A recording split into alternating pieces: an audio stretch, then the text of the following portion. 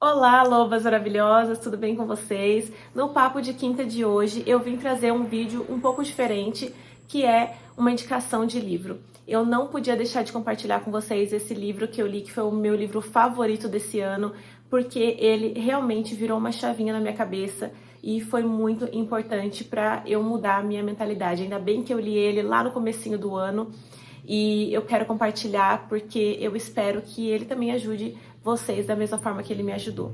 Mas antes de começar esse vídeo, não esquece de deixar o seu like, de se inscrever no canal, porque é bastante importante para mim, e pro YouTube entregar os meus vídeos, porque ele não está entregando. Então ajuda a Loba aí para me dar uma forcinha e me incentivar a continuar fazendo os vídeos.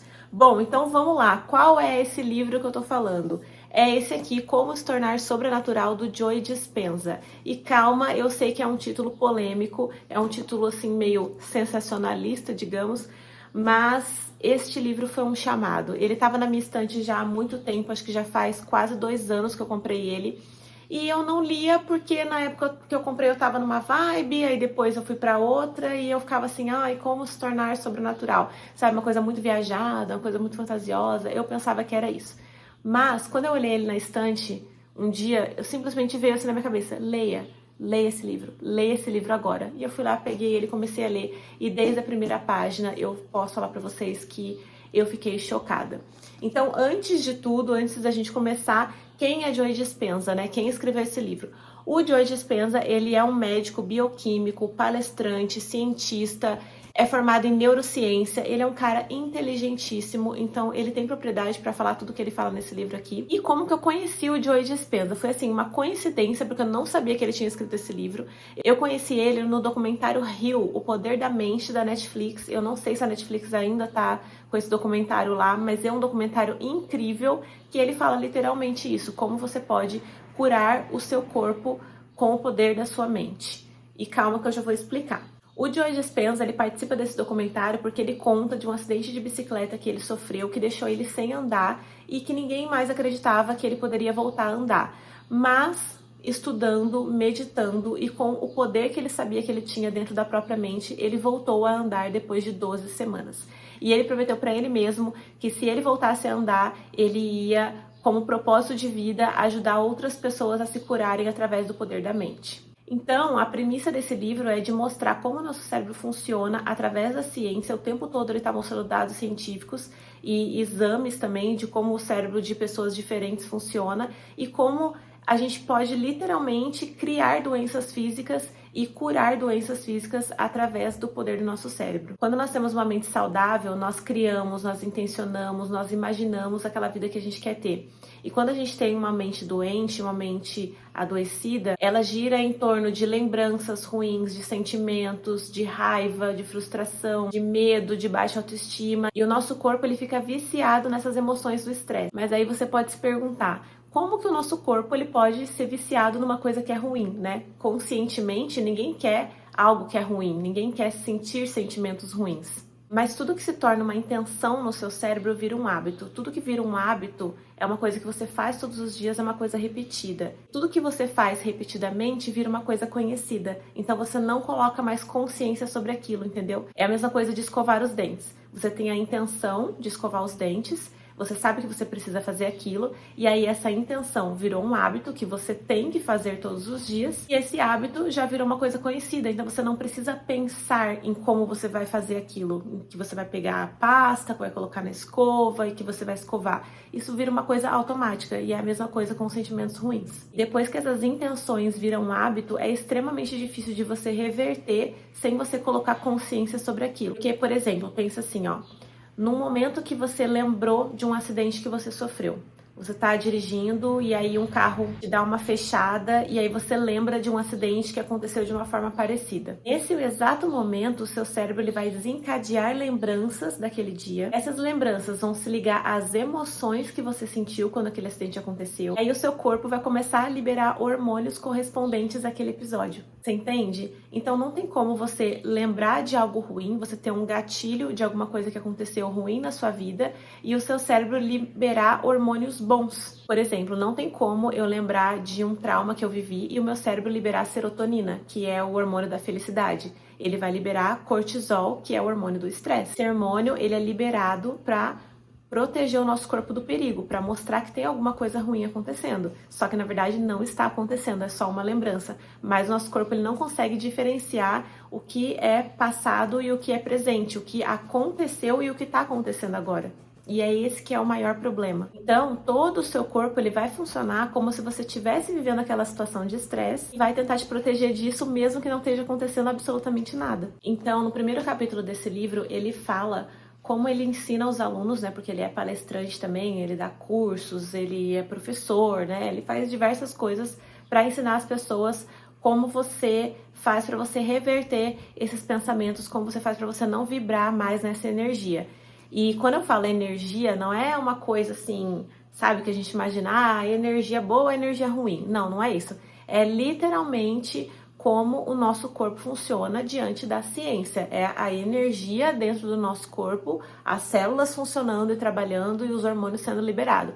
Então, ele ajuda você a entender a sua frequência cardíaca diante de alguma coisa que está acontecendo e você frear esses pensamentos ruins que vão desencadear essas emoções ruins. Como você faz para quebrar essas emoções do passado e fazer com que elas não consigam te acessar mais, não consigam te afetar mais, entendeu? Para o seu corpo não entender que você está vivendo aquilo ainda. Então, no primeiro capítulo, ele fala sobre isso e sobre o momento presente, como você entender o momento presente. Eu vou ler uma partezinha aqui para vocês entenderem sobre essa parte do momento presente que ele fala. Quando qualquer tecido neurológico do cérebro é ativado, ele cria intenção. Consequentemente, a partir de uma compreensão neurocientífica, intenção é o cérebro em ação. Você tem uma intenção específica de dirigir seu carro, tem outra intenção de tomar uma ducha, tem uma intenção diferente quando canta uma canção ou ouve uma música. Você usa um nível específico de intenção para executar cada uma dessas funções complexas, porque provavelmente já desempenha cada uma delas milhares de vezes e o seu cérebro funciona de modo muito específico sempre que você faz uma dessas coisas. Quando o seu cérebro está em ação enquanto você dirige seu carro, por exemplo, você na verdade está acionando uma sequência padrão e combinações específicas de redes neurológicas. Essas redes neurológicas ou redes neurais são aglomerados de neurônios que funcionam juntos como uma comunidade, como um software automático ou um macro, porque você executou aquela ação muitas e muitas vezes. Em outras palavras, os neurônios que entram em ação juntos para realizar a tarefa se tornam mais interligados. Quando você escolhe conscientemente realizar a tarefa de dirigir o carro, pode dizer que está escolhendo e instruindo automaticamente esses neurônios para entrar em ação e criar um nível de intenção. Vocês entenderam? Então, para vocês verem como tudo isso é muito importante. Por exemplo, você vai se encontrar com uma pessoa que é do seu convívio, mas você não tem uma boa relação com ela, sabe? Tem alguma coisa que aconteceu entre vocês, tem alguma briga, não sei. Tem alguma situação ruim.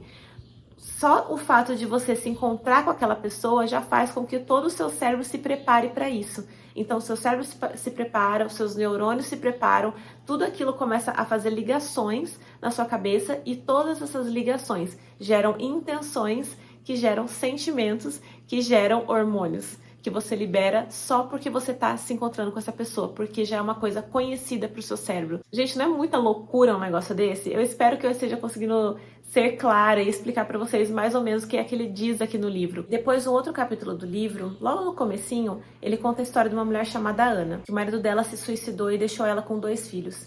E foi aí que virou a chave para mim. Foi nesse capítulo que eu me identifiquei e eu falei, eu preciso mudar os meus pensamentos, porque eu não sei onde eu vou parar.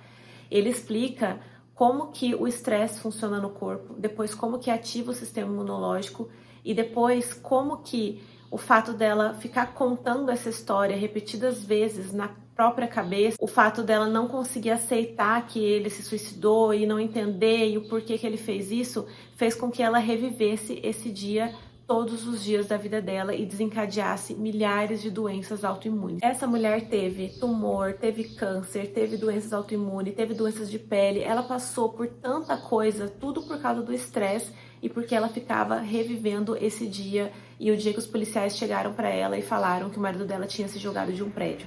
Ela ficava revivendo esse dia na cabeça dela e não conseguia aceitar, não conseguia superar Assim, gente, é uma história tão louca e eu me identifiquei tanto com essa história, tanto com os sentimentos que ela tinha, porque depois que eu perdi meu pai, eu passei mais de um ano revivendo isso na minha cabeça, revivendo o dia, revivendo o velório, revivendo tudo que eu vi, tudo que eu ouvi, revivendo exatamente aquela mesma situação.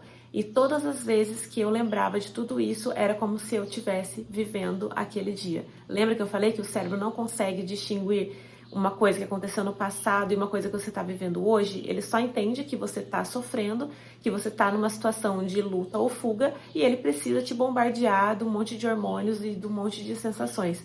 Então, eu revivia aquele mesmo dia milhares e milhares de vezes e eu estava começando a ficar doente por causa disso. Então, quando eu li essa história, eu falei, eu preciso parar, eu preciso aceitar e eu preciso parar de reviver esse dia. Simplesmente, quando me der um gatilho, quando eu ver alguma coisa, eu preciso me concentrar de que o pior já passou, já aconteceu, não tem o que ser feito, não importa o quanto eu sofra, o quanto eu chore, o quanto eu lembre. É difícil mesmo, mas a gente tem que frear, entendeu? A gente tem que frear. Mesma coisa que tá acontecendo agora. Só de falar nisso, eu fico emocionada ainda, né? Eu fico emotiva. Mas eu preciso entender que não tem mais o que ser feito. Não tem. Eu já passei pelo pior e eu sobrevivi. Então, é daqui pra frente, sabe? Eu começo a me acalmar, eu começo a respirar fundo e eu começo a transformar esse sentimento ruim, essas sensações ruins, em lembranças boas. É assim que eu faço para reverter essa situação, entendeu? Então, eu começo a lembrar do meu pai de uma forma boa, eu começo a lembrar da risada, eu começo a lembrar de coisas engraçadas que ele fazia, e aí nisso eu vou me acalmando e eu vou anulando tudo isso que meu corpo tá querendo transformar, vocês entenderam? É mais ou menos isso. Então, a partir do 3º capítulo, ele tem meditações nesse livro aqui para você fazer. E ele fala a quantidade de vezes que você tem que fazer. São meditações de limpeza, são meditações de consciência e depois são meditações realmente para você fazer essa virada de chave aí no seu cérebro. Assim, gente, é um livro tão rico que eu poderia passar horas e horas falando sobre ele. Eu com certeza vou ler ele de novo, até porque ele tá todo marcado aqui e vira e mexe eu abro ele, dou uma olhada para me lembrar das coisas. Mas ele fala sobre os centros do corpo, fala sobre espaço e tempo, fala sobre a inteligência do coração, sobre a glândula pineal e ainda tem um monte de estudos de casos de pessoas que conseguiram se curar através das meditações dele, através dos livros. Ele tem outros livros incríveis que eu quero ler. Um chama Você é o Placebo, eu tô interessadíssima nesse livro, mas enfim, esse livro é riquíssimo e ele tem uma leitura muito fácil, apesar de falar de neurociência, de falar de assuntos complexos. Ele é um livro muito gostoso de ler e eu tenho certeza que se você se dedicar, esse livro também pode mudar a sua vida assim como mudou a minha. Bom, maravilhosos, espero muito que vocês tenham gostado. Eu queria muito falar mais sobre esse livro, só que esse vídeo vai acabar ficando gigante e eu espero de verdade que você tenha se interessado em ler, porque realmente é um livro sensacional e eu quero ler os outros livros dele também, porque valem muito a pena. Então, muito obrigada por estar aqui, obrigada por assistir até o final. Se você assistiu, não esquece de deixar o seu like. Se você tiver algum livro para me recomendar, coloca aqui nos comentários, porque eu vou adorar saber. Eu espero que você tenha um ótimo final de semana e um ótimo final de ano, que você fique em paz. Um beijo no seu coração e até o próximo vídeo.